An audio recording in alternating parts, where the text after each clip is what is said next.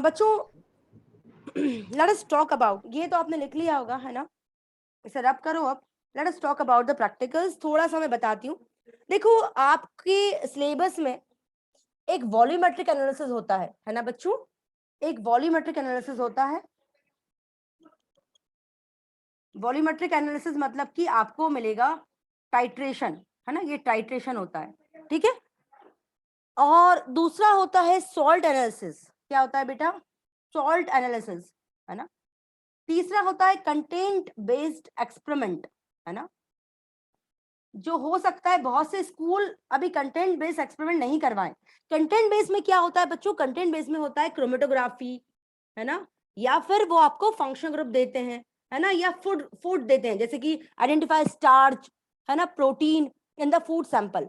तो आपको या तो वो कार्बोहाइड्रेट को आइडेंटिफाई करने को देंगे या प्रोटीन को आपको आइडेंटिफाई करने को दे देंगे, है ना, फूड सैंपल में, ठीक है। या फिर वो आपको कोई भी फंक्शन ग्रुप दे देंगे। फंक्शन ग्रुप में मतलब कार्बोहाइड्रेट डिटेक्ट करो, सॉरी एल्डिहाइड डिटेक्ट करो। स्कूल में करा दिया है। हाँ, तो ये डिपेंडिंग ऑन, जैसे कि मैं कंटेंट बेस्ड में सिर्फ क्रोमेटोग्राफी दे दूंगी, है ना, मैं नहीं दूंगी ना मैं अभी फूड सैंपल दूंगी, ना ही मैं अभी एल्डिहाइड कीटोन या ये सब दूंगी, क्योंकि मैंने करवाया नहीं। मैंने करवाया इसलिए नहीं क्योंकि मैंने चैप्टर नहीं पढ़ाया स्कूल में, क्योंकि वो फर्स्ट टर्म में है ही नहीं। तो मुझे नहीं लगता कि आपको भी किसी भी स्कूल में मुझे नहीं लगता वो फंक्शन ग्रुप देंगे। फंक्शन ग्रुप में आपको क्या दे सकते हैं? एल्डिहाइड दे सकते हैं, कीटोन दे सकते हैं, है ना, फिनॉल दे सकते हैं, अल्कोहल दे सकते हैं और कार्बोक्सिलिक एसिड दे सकते हैं। तो ये सारी चीजें वो मुझे नहीं लगता कोई भी स्कूल अभी आपको करवाएगा, बिकॉज अभी वो चैप्टर्स अभी थ्योरी में नहीं है ना। मैम बट स्टिल कौन हम से? किसी की, मैं आपको फिर समझा रही हूँ बच्चों, देखो, कंटेंट बेस्ड एक्सपेरिमेंट में 3 एक्सपेरिमेंट दे सकता है स्कूल। कौन कौन सा? पहला बच्चों, पहला है क्रोमेटोग्राफी आता है। पहला क्या आता है? क्रोमेटोग्राफी। दूसरा क्या आता है कंटेंट बेस में? फंक्शन ग्रुप, ठीक है।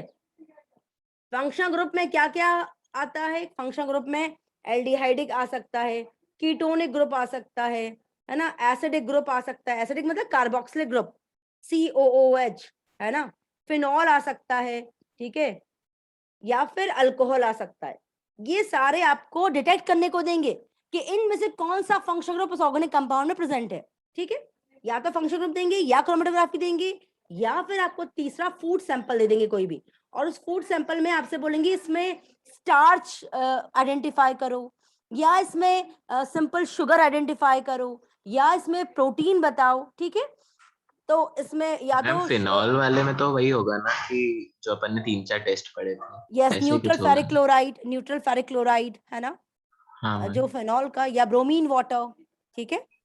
तो फिनॉल ठीक में मैम। ये सब करेंगे बिल्कुल। इवन अगर अपन एल्डिहाइड कीटोन पढ़ लेते तो जैसे कि अभी मैंने आपको बताया Tollens test for the aldehyde, तो वो अपन सब पढ़ लेते हैं, बट ठीक है, चलो इट्स ओके, ठीक है। और फूड सैंपल में test for starch, glucose, protein, है ना, ये सब फूड सैंपल देंगे आप, ज़ैंथोप्रोटिक टेस्ट वगैरह। चलो, तो बच्चों सबसे पहले बात करते हैं हम वॉल्यूमेट्रिक एनालिसिस की, that is salt, sorry, volumetric analysis that is titration, ठीक है। तो let us talk about titration. तो टाइट्रेशन में क्या करेंगे वो? टाइट्रेशन में वो आपसे बोलेंगे कि आपको प्रिपेयर करना है M/20 या M/30 या M/10 मोहर सॉल्ट सॉल्यूशन। क्या प्रिपेयर करना होगा आपको? मोहर सॉल्ट सॉल्यूशन। मोहर सॉल्ट को हम बोलते हैं फेरस अमोनियम सल्फेट। क्या बोलते हैं बच्चों? Ferrous ammonium sulphate. सुनो मेरी बात, वाइवा भी आएगा, मैं जो बोलती जा रही हूँ कॉन्सेंट्रेट होके सुनो। M/20, M/30 या M/10 आपको क्या बनाना होगा? मोहर सॉल्ट सॉल्यूशन, जिसे आप बोलते हैं standard solution. Why it is called standard solution children? Because इसकी आपको कॉन्सेंट्रेशन पता है ना, आपको पता है इसका कॉन्सेंट्रेशन, क्योंकि आपको बोल दिया सीधे M/20 सॉल्ट मोहर सॉल्ट बनाओ, है ना। तो आपको इसकी स्ट्रेंथ पता है। कैसे बनाएंगे आप M/20 मोहर सॉल्ट सॉल्यूशन? कोई मुझे बोल सकता है? सबको पता है मोलारिटी का फॉर्मूला क्या होता है? Molarity is equals to weight upon molar mass into volume in millilitre into 1000, ठीक है। सपोज करो आपसे बोला कि M/20 मोहर सॉल्ट सॉल्यूशन बनाओ, तो मोलारिटी से आप क्या लिखेंगे? M/20। M/20 मोहर सॉल्ट सॉल्यूशन बनाने के लिए कितना वेट आपको निकालना है? एक्चुअली आपको W निकालना है। मोलार मास 392 होता है, ये आपका पता होना चाहिए, रट के जाना, ठीक है। वॉल्यूम इन मिलीलीटर, आपको जनरली जो स्टैंडर्ड फ्लास्क वो देंगे वो 100 मिलीलीटर का होता है, राइट बच्चों। किसी किसी स्कूल में 200, क्योंकि बहुत पुराने जमाने के रखे हैं तो वो 250 मिलीलीटर भी का भी दे देते हैं, बट जनरली आजकल जो मैम बच्चों को दिया जाता है, यस बेटा, मोलर मास 392 किसका है? फेरस अमोनियम सल्फेट का ना बेटा। ओके फेरस अमोनियम सल्फेट का फॉर्मूला क्या होता है? FeSO4 dot NH4 whole twice SO4, है ना। This is ferrous ammonium sulphate. Ferrous ammonium sulphate का नाम क्या है? मोहर सॉल्ट, है ना वंश। फेरस अमोनियम सल्फेट का नाम क्या है? मोहर मोहर सॉल्ट। सॉल्ट। ये क्या है? Double salt. डबल सॉल्ट क्यों? क्योंकि इसमें दो सॉल्ट मिला के बनाया है, एक फेरस सल्फेट और एक अमोनियम सल्फेट। दो सॉल्ट कौन से मिला है? फेरस सल्फेट और अमोनियम सल्फेट, दोनों को मिक्स करा, इसलिए डबल सॉल्ट होता है, याद रखना। अगर आपसे कोई पूछे कि डबल सॉल्ट होता क्या है, ठीक है, तो बच्चों जैसे कि अगर मैं आपसे बोलती हूँ कि कोई भी दूसरा जो दो टाइप के सॉल्ट होते हैं, एक डबल सॉल्ट, एक कॉम्प्लेक्स, है ना। देखो कॉम्प्लेक्स जैसे K4FeCN6, कॉम्प्लेक्स है क्या है? K4FeCN6, है ना, ठीक है। तो इसको भी KCN और FeCN को मिला के बनाया है, लेकिन ये क्या है? कॉम्प्लेक्स।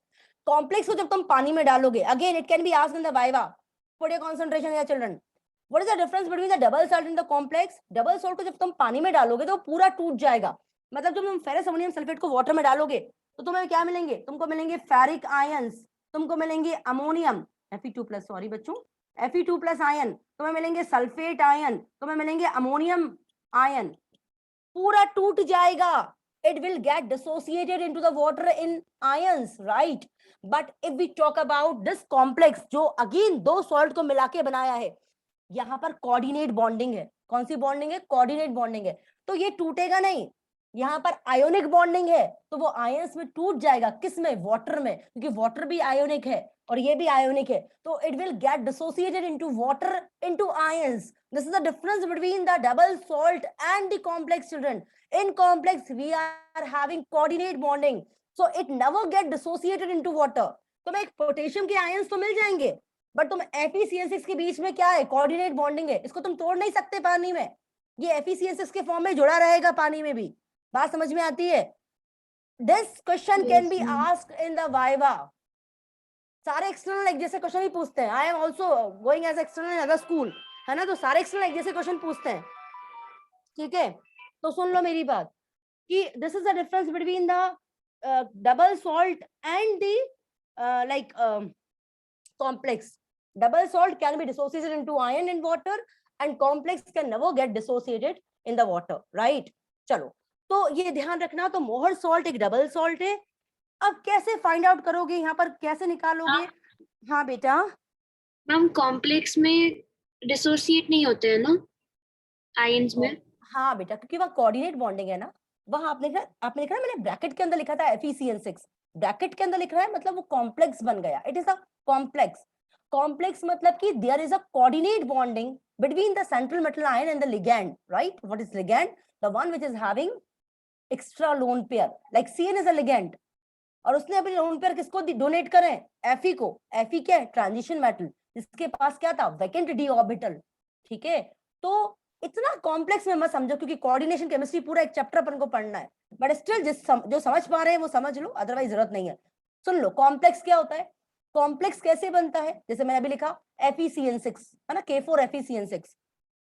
तो K4 तो ब्रैकेट के बाहर है, तो वो तो आयंस के फॉर्म में अलग हो जाएगा, बट FeCN6 अलग नहीं हो पाएगा, क्योंकि Fe और Cn के बीच में कोऑर्डिनेट बॉन्डिंग है। आप जानते हैं ना कोऑर्डिनेट बॉन्डिंग क्या होती है?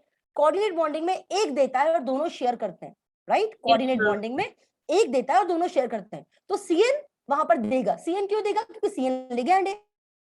What is ligand? The one atom, the one which is having extra electron on it is a ligand. जिसके पास एक्स्ट्रा फ्री इलेक्ट्रॉन है उसे हम ligand कहते हैं। और वो किसको दे रहा है बेटा? वो Fe को दे रहा है। Fe कौन है? Transition metal. What is the identity of transition metal? The metals which are having vacant d orbital, जिनके पास vacant d orbital होते हैं। तो खाली वेसल भी तो होना चाहिए ना इलेक्ट्रॉन एक्सेप्ट करने के लिए। तो Cn इलेक्ट्रॉन देते जा रहे हैं, Fe उनको एक्सेप्ट करता जा रहा है। कहां पर? अपने d ऑर्बिटल्स में, right? So there is a coordinate bond between the Fe and Cn. This is known as complex और coordination compound. Is it okay बेटा? Yes ma'am. थोड़ा कंफ्यूज हो गई बट मैम ये मोलैलिटी है कि मोलैरिटी है? रिटी बेबी, रिटी, मोलारिटी, लिटी से मतलब नहीं है हमको, हम वॉल्यूम में की बात कर रहे हैं, मास की बात नहीं कर रहे हैं यहाँ पर, ओके सुन मैम। रहे हो? हाँ, मास नहीं लेना, वॉल्यूम ले रहे हैं, पानी में बना रहे हैं। वॉल्यूम इन मिलीलीटर मतलब कितना, कितना बड़ा स्टैंडर्ड फ्लास्क आपको दिया है। सुनो क्या नाम है, सूर्यांशी कंफ्यूज मत हो, कल इन लोग का पेपर है, मुझे अभी बहुत शॉर्ट में समझाना है। सूर्यांशी मैं एक पूरा पीरियड लूंगी इसको समझाने के लिए, डू नॉट वरी, ठीक है? चलो, यस वॉल्यूम इन मिलीलीटर में मैं 100 में ले रही हूँ क्योंकि आपको स्टैंडर्ड फ्लास्क जनरली 100 का दिया जाता है, लेकिन सुनो वंश, जवाहर बहुत पुराना स्कूल है, वहां 250 ml का ही देंगे। इसलिए यहाँ 250 ml डाल देना, ठीक है, इंटू 1000, ओके क्योंकि वो ऊपर लिखा रहेगा prepare the solution in 250 ml, ऐसा लिखा रहेगा, और आपको फ्लास्क भी वो 250 वाला ही देंगे। तो यहाँ पर ध्यान रखना वॉल्यूम कितना तुम बनाने को दिया है उन्होंने, उसके अकॉर्डिंग तुम यहाँ पर लिखना, वरना वेट पूरा गलत आ जाएगा, ठीक है? चलो, तो मैम तो ओके इस फ्लास्क को पूरा भरना जरूरी होता है क्या? 100 तक लिखा रहेगा ना बेटा, तुम उसी हिसाब से तो वेट निकाल रहे हो ना, इतने पानी में नहीं तो उसपे कितना। तो मार्किंग होती है ना कि ये हाँ 50 तो ml 100 हाँ, ml ऐसी हाँ ना, कुछ। तो नहीं देखो, या तो 100 ml का फ्लास्क होता है उसमें केवल 100 ml की मार्किंग होती है, जो 250 का फ्लास्क होता है उसमें केवल 250 की मार्किंग होती है ना मयंक भाई? हैव अच्छा यू ठीक है ever ma'am. Seen the standard flask? Have you ever seen the standard flask? Ma'am गया कहूँ लैब में। It is it is not like a measuring flask, measuring flask में अलग अलग होता है, 50, 100, 250 ऐसे मेजरिंग फ्लास्क में होता है, स्टैंडर्ड फ्लास्क एक ही मेजरमेंट का फ्लास्क होता है ना बेटा? कुछ इस तरह से ओके होता है, मैम। हाँ कुछ इस तरह से होता है, ऐसा कुछ ऐसा होता है, ठीक है? चलो, हाँ, तो यहाँ पर आप m/20 मतलब 1/20, तो समीरा इस तरह से आप वेट निकाल लेंगे कि 1/20 मोहर सॉल्ट बनाने के लिए आपको कितना वेट चाहिए, आप इससे वेट निकाल लेंगे समीरा, है ना बेटा? अब बहुत ध्यान से सुनना समीरा, अल्फिया, जब आप ये वेट निकालोगे इट विल बी सम कुछ 1.96 आएगा, 1.96 ग्राम आएगा, है ना? निकाल के देखना 1.96 ही आएगा, रट जाती हैं चीजें अब तो 1.96 को क्या करोगी आप? अब बहुत ध्यान से सुनो, आप स्टैंडर्ड फ्लास्क लोगी और सुनो मेरी बात, आप उस पर फनल लगाओगी, क्या लगाओगी? फनल, क्योंकि एक्सटर्नल जो होता है वो आपको वहां बैठ के आपको ऑब्जर्व करता रहता है कि आप कैसे काम कर रही हो, उसमें वहां उसका एक आपका एक इंप्रेशन उस पर बन जाता है, ठीक है? तो क्या करना है, आपको फनल लगाना है स्टैंडर्ड फ्लास्क के ऊपर, और उस सॉल्ट को जो आपने मेजर किया है ना, ऑन द वॉच ग्लास और ऑन द पेपर, वो सॉल्ट आप धीरे से फनल में डालेंगे, ठीक है? फिर आप क्या करोगे, उसमें वाटर ऐड करोगे with the help of wash bottle. All of you are knowing ना व्हाट इज वॉश बॉटल? सबको पता है यस वॉश मैम बॉटल? हाँ, तो वॉश बॉटल से आप वाटर ऐड करोगे मैम क्या धीरे होती है धीरे। एक बार बता दो।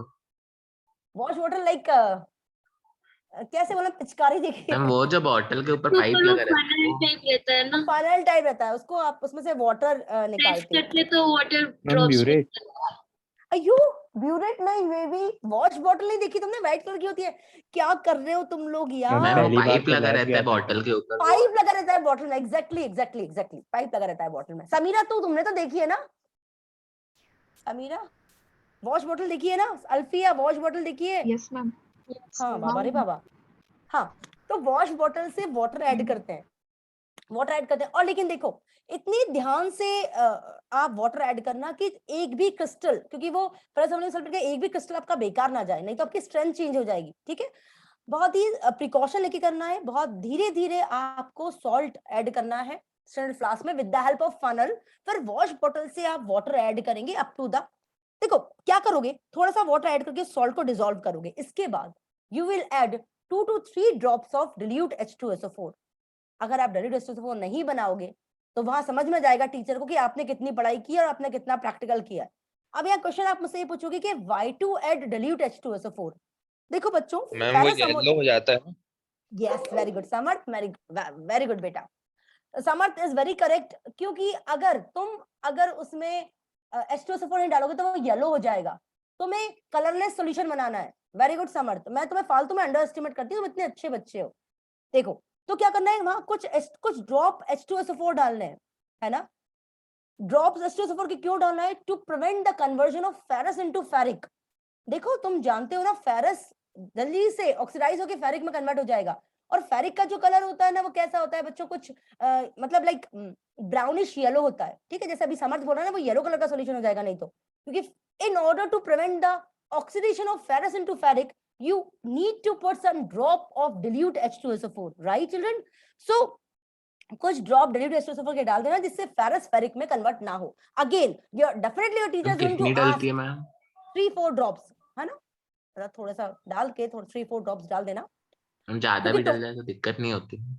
कोई दिक्कत नहीं है, बट अवॉइड करना, बहुत ज्यादा मत डालना.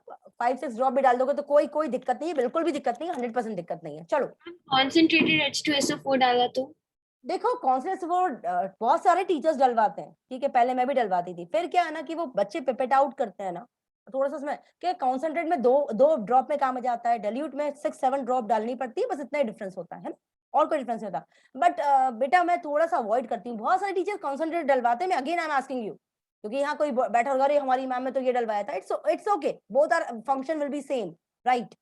तो मैं थोड़ा सा आपको पिपेट आउट करना है, तो मुझे थोड़ा सा जितना अवॉइड करो कॉन्सेंट्रेट उतना अच्छा है. तो डाइल्यूट वही वर्क करेगा, बस आपको थोड़ा सा ज्यादा डालना पड़ेगा. प्रैक्टिकल फीस भरी है, डाल देना. चलो, तो पिपेट आउट करना क्या, अब आप पिपेट आउट करोगे. आपने देखो क्या किया, आपने मोहर सॉल्ट को फनल में डाला, स्टैंडर्ड फ्लास्क में. आपने वॉश बॉटल से थोड़ा सा सॉल्ट को पूरा घोर डिसॉल्व कर लेना. let the salt to get dissolved, then add some drops of dilute H2SO4 in it in order to prevent the hydrolysis of ferrous into ferric. Alfie and Samira, write down why you are adding dilute H2SO4 or concentrated H2SO4 during the preparation of standard solution. Standard solution बनाते वक्त why you are adding the dilute H2SO4 in order to prevent the hydrolysis of ferrous into ferric. Got it, Alfia, Samira, Adrika? Yes, ma'am. Adrika तुम्हारी आवाज नहीं आई Yes, मुझे. ma'am. Anushka तुम्हारी आवाज भी नहीं आई. चलो, तो याद रखना आद्रिका, अनुष्का, अल्फिया, समीरा, क्या करोगी, ऐड करते वक्त थोड़ा सा क्या डालना, dilute H2SO4, फिर उसको अप टू 100 ml तक वॉल्यूम को ले आना. ठीक है, ये तुम्हारा स्टैंडर्ड सॉल्यूशन बनके तैयार हो गया. किसका standard solution? Ferrous ammonium sulphate और मोहर सॉल्ट. ठीक है, which is a double salt. What is double salt? Which can be completely dissociated into ions in the water is known as double salt. Now, it has been prepared, that is known as standard solution. You need to pipette out. जितना का भी pipette आपको आपके lab में present है, either 10 ml और 20 ml, जितना भी प्रेजेंट है, जनरली 10 ml प्रेजेंट होता है, तो 10 ml पिपेट आउट से पिपेट करना. और बहुत सारे हम स्कूल्स पिपेट आउट क्या होता है? पिपेट आउट Ma'am, मतलब अभी कि तो उसको allowed नहीं. अभी अलाउड नहीं करना है, ठीक है, क्योंकि अभी कोरोना वो के जस्ट suck बिकॉज ऑफ करना. कोरोना सक करना. यस, लेकिन बिकॉज ऑफ कोरोना अभी मेरे तो अलाउड नहीं अंदर करेंगे. चला गया था. लेकिन कुछ नहीं, वो इसलिए तो मैंने आपसे कहा dilute H2SO4 इसलिए मैं डलवाती हूँ, क्योंकि बच्चे अंदर कर लेते हैं, कुछ है ना. नहीं हुआ था फिर. कुछ नहीं, इट्स अ सॉल्ट यार, इट्स अ तो सॉल्ट. मैम उसको क्या मतलब पिपेट आउट कैसे वो करते हैं? सक करके फिर क्या करते हैं? सक करते फिर आप उसमें उसको टाइट्रेशन फ्लास्क में डालते हो, है ना. टाइट्रेशन फ्लास्क मतलब कोनिकल फ्लास्क को टाइट्रेशन फ्लास्क कहा जाता है. फिर सुनो, तो मैम प्लीज ड्रॉपर वगैरह से भी तो निकाल सकते हैं? देखो, बिल्कुल निकाल सकते हैं. अभी ये समीरा बोल रही है ना कि समीरा को आजकल वो लोग इसके स्कूल में क्या दे रहे हैं आजकल, अल्फिया समीरा को, कि test tube, they provide a test tube, because test tube is also of 10 ml. Test tube भी 10 ml का होता है ना. But the thing is that for titration you need to pipette out. मतलब जो प्रोसीजर है वो प्रोसीजर है ना.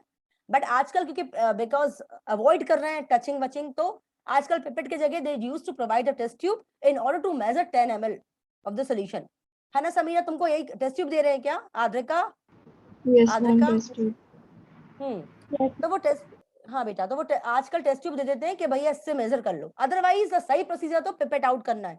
और अभी तो क्या है, कोरोना है, तो एक्सटर्नल भी कुछ नहीं, वो आएगी तो वो कुछ नहीं बोलेगी, बिकॉज वो भी समझती है कि, है ना. तो चलो, तो 10 ml आपने just take out the 10 ml of your standard solution in a titration flask, that is funnel, that is conical flask. conical flask में आप क्या करोगे, जो आपने 10 ml आउट पिपेट आउट किया है उसको आप conical flask में डालोगे. conical flask को हम टाइट्रेशन फ्लास्क कहते हैं. बहुत सारे ऐसे बच्चे गधे होते हैं जो बीकर में डाल लेते हैं. वही समझ में आता है उन्होंने कितना प्रैक्टिकल किया है. बीकर यूज नहीं करना. जब आप पिपेट आउट करोगे तो आपको उसको टाइट्रेशन फ्लास्क, जिसे हम कोनिकल फ्लास्क कहते हैं, उसमें ऐड डालना है वो 10 ml पिपेट आउट सॉल्यूशन. बात समझ में आती है मेरी? Is there any doubt now?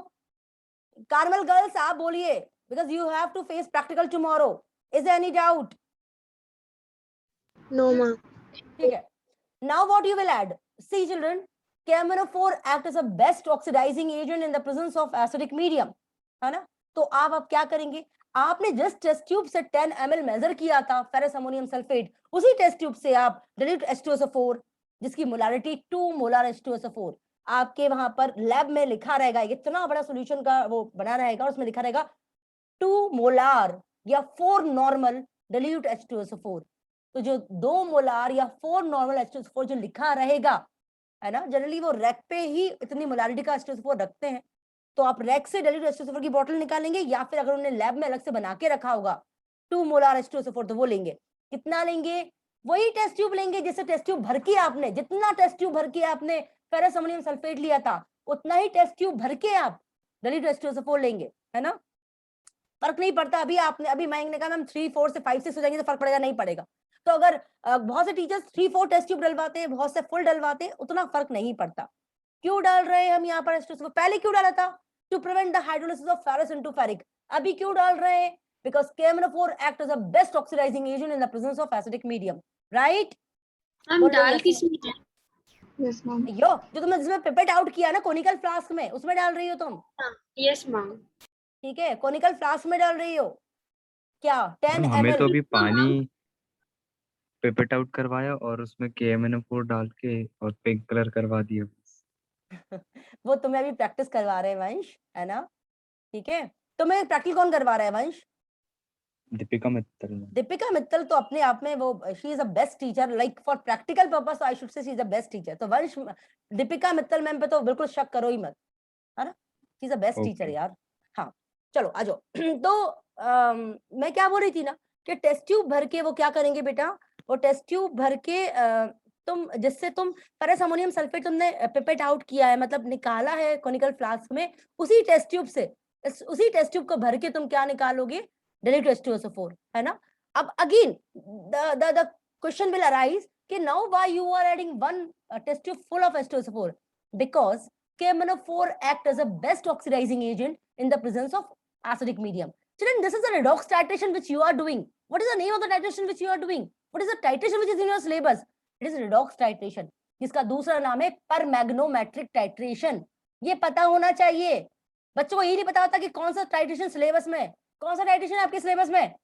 Redox titration, जिसका दूसरा नाम है permanganometric. Why it is known as permanganometric? Because you are using KMnO4 as an oxidising agent. वो सारे टाइट्रेशन जिसमें आप KMnO4 यूज करते हो, उसे उन टाइट्रेशन को कहा जाता है परमैग्नोमेट्रिक टाइट्रेशन। परमैग्नेट से परमैग्नोमेट्रिक टाइट्रेशन। दूसरा redox titration. Why redox titration? क्योंकि यहाँ पर रिडॉक्स रिएक्शन हो रही है। या KMnO4 क्या है? Oxidising agent. मोहर सॉल्ट क्या है? Reducing agent. ऑक्सीडाइजिंग एजेंट क्या होता है? जो इलेक्ट्रॉन देता है, कि इलेक्ट्रॉन लेता है, इलेक्ट्रॉन जो लेता है ना सूर्यांशी, जो इलेक्ट्रॉन लेता है, KMnO4 इलेक्ट्रॉन ले रहा है, वो एक ऑक्सीडाइजिंग एजेंट है। Ferrous ammonium sulphate reducing agent है, जो इलेक्ट्रॉन दे रहा है। क्या बोला सूर्यांशी? फेरस अमोनियम सल्फेट क्या है? रिड्यूसिंग एजेंट, जो इलेक्ट्रॉन दे रहा है। KMnO4 क्या है? ऑक्सीडाइजिंग एजेंट है, जो इलेक्ट्रॉन ले रहा है। मतलब यहाँ पर you are using oxidising agent and reducing agent. And the thing is that expert may ask you definition of oxidising and reducing agent, जो बच्चे वो भी नहीं बता पाते हैं कि क्या होता है oxidising agent. It's very shameful. Being in 12th standard, you people don't know what is oxidizing agent and what is reducing agent. It's ridiculous, really. So, what is oxidizing agent? The solution which the atoms which accept the electron are known as oxidizing agent. Which gives the electron are known as reducing agent. बात समझ में आ रही है? Yes तो ma'am. यहाँ पर ma'am क्या? हाँ प्लीज जल्दी पूछो। मैम पहले तो अब हमने कोनिकल फ्लास्क में ले लिया पूरा 10 ml जो भी बना, फिर उसके बाद KMnO4 ऐड करते हैं। अभी बाबा रे बाबा, KMnO4 नहीं, KMnO4 तो ब्यूरेट में आप रख लोगी, है ना सूर्यांशी? KMnO4 ब्यूरेट में डाल दोगी, ब्यूरेट में भर लोगी आप, ठीक है। अभी ब्यूरेट तो, हाँ बेटा ब्यूरेट में, बेटा ब्यूरेट में जो ब्यूरेट स्टैंड, यस सूर्यांशी? हम ब्यूरेट स्टैंड क्या होता है मतलब? भैया बाबा रे बाबा, सूर्यांशी मैं टाइट्रेशन नहीं किया क्या? नहीं किया मैम। ब्यूरेट स्टैंड इस तरह से होता है, यहाँ पर तुम एक ब्यूरेट लगा देती हो जिसमें तुम KMnO4 भरोगी, ठीक है। यहाँ KMnO4 भरोगी इसमें, ठीक है। यहाँ नोजल होती है स्टॉप कॉक, जिससे तुम निकाल के ड्रॉप वाइज ड्रॉप KMnO4 डालती हो इसमें, जिसमें क्या भरा होता है? FAS प्लस 10 ml H2SO4, ठीक है सूर्यांशी? करोगी तो समझ में आएगा, भी सब सुन लो मेरी बात। Yes ma'am. हाँ जी। तो मैंने क्या बोला, कोई डरो मत यार, 1-2 क्लास में और ले लूंगी प्रैक्टिकल की, ठीक है। और मैं सारे वाइवा क्वेश्चन भी दे दूंगी, डरो मत। अभी तो एक्सटर्नल थोड़ा आएगा, स्कूल की टीचर करेगी यार, स्कूल टीचर अच्छे मार्क्स दे देती है, डरो मत। चलो क्या होता है, मैंने क्या बोला ना कि क्या करते हैं ना कि कॉनिकल फ्लास्क में आपने जो 10 ml फेरस अमोनियम सल्फेट आपने वेई करा है, उसी में 10 ml आप क्या डालोगे, डाइल्यूट H2SO4, ठीक है। अब यहाँ पर ऑक्सीडाइजिंग एजेंट कौन है, रिड्यूसिंग एजेंट कौन है, जल्दी बताओ, ऑक्सीडाइजिंग एजेंट कौन है, जल्दी बताओ, KMnO4। रिड्यूसिंग एजेंट कौन है, मोहर सॉल्ट, ठीक है। अब मैम मुझे ये और बताओ, दूसरी बार H2SO4 क्यों डालते हैं? Very good, because KMnO4 act as an oxidising agent in the presence of acidic medium. अगर KMnO4 अच्छा ऑक्सीडाइजिंग एजेंट, और सुनो तुमसे ये भी पूछेंगे कि अगर तुम KMnO4 H2SO4 डालना भूल गए तो क्या होगा, तो तुमने एसिडिक मीडियम प्रोवाइड नहीं कराया। तो देखो बच्चों इधर बहुत ध्यान से सुनो, ये सारे वाइवा क्वेश्चन है। देखो तुमने ना तुम याद रखो एसिडिक मीडियम में MnO4 जो है ना, जिसका ऑक्सीजन स्टेट +7 है, वो Mn+2 में कन्वर्ट हो रहा है, मतलब इट इज एक्सेप्टिंग 5 इलेक्ट्रॉन, है ना, because it is oxidising agent है। कितने इलेक्ट्रॉन एक्सेप्ट कर रहा है, 5। Again question can be asked, how many electron it is accepting, 5 electron. तो +7 से +2 में जा रहा है, ये क्या होता है, कलरलेस, ठीक है, 5 इलेक्ट्रॉन। अगर तुमने इसको क्या प्रोवाइड करा, अगर H2SO4 डालना भूल गए, तो ये MnO4 नेगेटिव जो है वो कन्वर्ट हो जाएगा MnO2 में, मतलब +4 में कन्वर्ट होगा +7 से। तो मतलब कितने इलेक्ट्रॉन एक्सेप्ट कर रहा है, केवल 3 ही कर रहा है। तो एसिडिक मीडियम क्यों डाल रहे हो, ताकि ये 5 इलेक्ट्रॉन एक्सेप्ट कर पाए। बात समझ में आ रही है। तो ये MnO2 क्या होता है, करता है 5 इलेक्ट्रॉन्स। KMnO4 5 इलेक्ट्रॉन एक्सेप्ट करता है सूर्यांशी डियर, मैम और वो Mn2+ में कन्वर्ट हो जाता है ना। +7 से +2 में 5 का डिफरेंस है, देखो 5 7 - 2 5 होता है ना बच्चा। तो ये 5 इलेक्ट्रॉन एक्सेप्ट करके Mn+2 में जा रहा है ना सूर्यांशी। Yes ma'am. और अगर Suryanshi if you suppose you forget to add the H2SO4, तो KMnO4 को केवल 3 ही इलेक्ट्रॉन मिल पाएंगे, yes ma'am. And it will get converted into brown colour. अगर तुम्हारा सॉल्यूशन टाइट्रेशन करते वक्त, समीरा, अल्फिया, आद्रिका सुन लो, अगर तुम्हारा सॉल्यूशन ब्राउन कलर का हो जाए तो समझ जाना कि तुमने क्या ब्लेंडर किया है। You forget to add 1 test tube full of H2SO4। Is it okay Adrika? Brown colour होने के बाद अगर फिर डाला H2SO4 तो नहीं, फिर वो बहुत तुम्हारा KMnO4 कितने सारे कंज्यूम हो चुका, फिर how will get the fine, what is the end point children, the point eight which, the point, जितना वो पॉइंट जिसपे KMnO4 ने सॉरी फेरस अमोनियम सल्फेट जो है उसने +7 से +4 को कन्वर्ट कर दिया। तो तुम्हें तो वो वॉल्यूम निकालना है ना कि कौन सा ऐसा एंड पॉइंट है जब रिएक्शन कंप्लीट हो गई। What is the end point when the reaction is completed, what is the objective of a reaction, कि KMnO4 +7 से +2 में कन्वर्ट हो जाए। अब तुमने MnO4 में अलग तुमने यूज कर लिया, अब तुम उसे फिर से डालोगी कि वो Mn4 से फिर Mn2+ में जाएगा, नहीं ना, तो उसमें तो फिर स्ट्रेंथ ही चेंज हो जाएगी। तुम्हें नहीं करना, ऐसा नहीं करना पड़ेगा, समझ रही हो। तुम्हें तो वो एग्जैक्ट एंड पॉइंट निकालना है, कितना वॉल्यूम कंज्यूम हुआ KMnO4 का, किसके साथ रिएक्शन करने में, फेरस अमोनियम सल्फेट के साथ करने में, कितना कॉन्सेंट्रेशन, कितना मोल्स लगे, किसके, KMnO4 के, किसके साथ रिएक्शन करने में, फेरस अमोनियम सल्फेट के साथ, कितने मोल्स लगे, कितने मोल्स रिएक्शन में लगे, तब जाके वो +7 से +2 में कन्वर्ट हुआ, है ना Suryanshi. That is the end point, the point eight which the reaction stop, at which the Yes, end point comes. What is the end point? From purple color to colorless solution. KMnO4 colour क्या था, purple. Mn2+ का क्या colour है, colourless. What is the end point? From purple to colorless. बात समझ में आती है अल्फिया, आद्रिका, है ना। तो बेटा आप याद रखना, अगर आपका ब्राउन कलर आया तो समझ जाओ you forget to add H2SO4, और उसने मैम ब्राउन पांच, कलर आगे तो फिर से करना पड़ेगा। और उसको फेंक दो, फिर KMnO4 को फुल करना 100 तक। हाँ बेटा समीरा। मैम किसी का ब्राउन कलर आया था एक्सपेरिमेंट में, तो मैम ने कहा था कुछ प्रेसिपिटेशन हो गया। हाँ वो MnO2 का प्रेसिपिटेट, बच्चा वो MnO2 का प्रेसिपिटेट था समीरा। समीरा ये क्वेश्चन वाइवा में जरूर पूछा जाता है कि अगर if you suppose forget to add the H2SO4 तो वो ब्राउन कलर का पीपीटी बन जाता है, दैट इज द पीपीटी का नाम क्या है, MnO2। Samira is it okay Samira? हाँ तो प्लीज देखो ये सब चीजें जब आप प्रैक्टिकल करोगे तो अपने आप आपको चीजें समझ में आएंगी, और डरो मत, मैं आपको एक क्लास और बहुत अच्छे से ले लूंगी, है ना। चलो तो यहाँ पर क्या होगा, +7 ये 3 इलेक्ट्रॉन एक्सेप्ट करेगा और विल कन्वर्टेड इनटू Mn2+। याद रखो अगर H2SO4 डालना भूल जाओगे तो ये 3 इलेक्ट्रॉन इसको मिलेंगे, ये 5 इलेक्ट्रॉन एक्सेप्ट नहीं कर पाएगा, सुना तुम लोगों ने, ठीक है। चलो इसको छोड़ दो अब। हाँ तो याद रखना कि यहाँ पर तुम्हारा क्या है, ये तुम्हारा ऑक्सीडाइजिंग एजेंट है जो 5 इलेक्ट्रॉन एक्सेप्ट करके Mn+2 में कन्वर्ट हो रहा है, ठीक है। चलो तो ये क्वेश्चन भी पूछ सकते हैं कि what is the n factor of KMnO4 in this reaction, तो 5। What is the n factor? 5। What is the n factor? 5। कितने इलेक्ट्रॉन एक्सेप्ट कर रहा है KMnO4? 5। तो एन फैक्टर क्या हुआ? 5। ध्यान रखना, भूलना नहीं। चलो अब क्या हुआ बच्चों, अब देखो लास्ट में जब तुम्हारी रीडिंग आ गई है ना, तो तुम एक टेबल बनाते हो, ठीक है। यहाँ पर लिखते हो सीरियल नंबर, यहाँ पर लिखते हो वॉल्यूम ऑफ मोहर सॉल्ट, है ना, जो हर बार कितना ले रहे हो, 10 ml 10 ml 10 ml, ऐसे ही कुछ बनाया ना। फिर volume of KMnO4, volume of KMnO4 में तुम्हारी क्या आती है, रीडिंग आती है। पहली रीडिंग सपोज आई 10.2, दूसरी आई 10.3, है ना।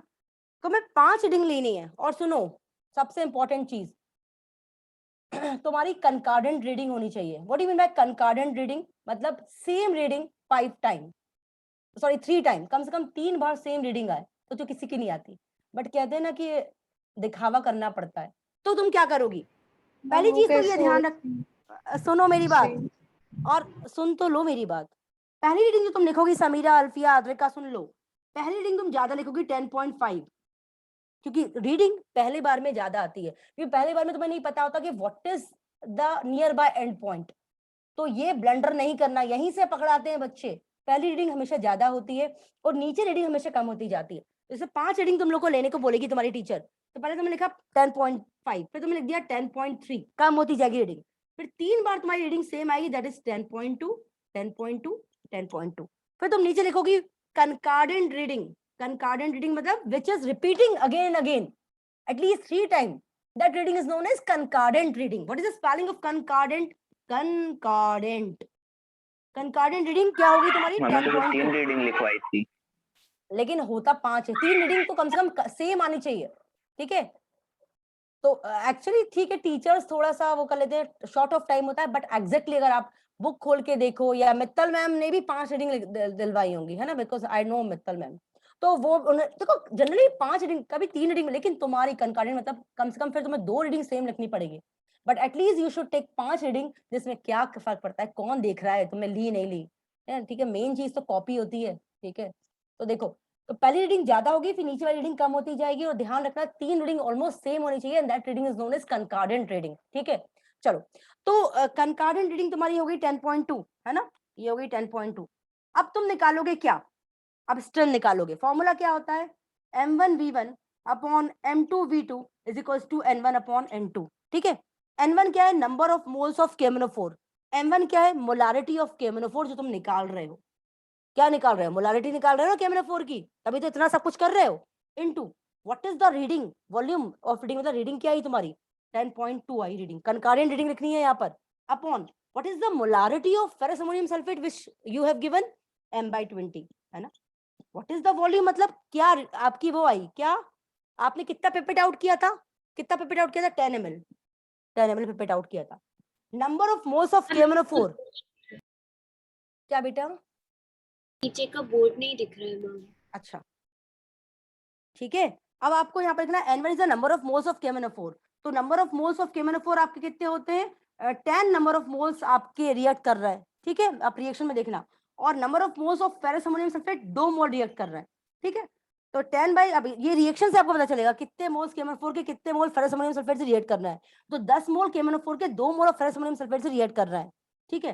तो ये पूरी रिएक्शन में आपको मिल जाएंगे मोल्स। तो इस तरह से आप मोलारिटी निकाल लेंगे। तो सपोज करो आपकी मोलारिटी यहाँ पर आ गई x, स्ट्रेंथ ऑफ KMnO4 निकालोगे। स्ट्रेंथ का फॉर्मूला होता है मोलारिटी इनटू मोलार मास, ठीक है। मोलारिटी आपकी x आपने निकाल ली, और मोलार मास होता है 158, किसका? KMnO4 का। ये आपकी स्ट्रेंथ आ जाएगी ग्राम्स पर लीटर में। बात समझ में आती है? और सुन लो मेरी बात, स्ट्रेंथ आपकी 1.5 समथिंग आएगी, 1.58 या 1.59, बहुत ज्यादा, 2 से ज्यादा स्ट्रेंथ मत करना, कुछ भी ऐसा कुछ करना, है ना, कि आपकी स्ट्रेंथ 2 से ज्यादा नहीं बढ़े, और 1.5 और 2 के बीच में होनी चाहिए। सुन लो जो मैं बोल रही हूँ, ठीक है। 1.5 और 2 के बीच में स्ट्रेंथ आनी चाहिए। बात समझ में आ गई? Yes yes ma'am. मैम। कोई टाइट्रेशन में जल्दी डाउट है तो पूछ लो। कोई डाउट है? जल्दी पूछो, कोई डाउट है क्या? मैं रब कर दूं?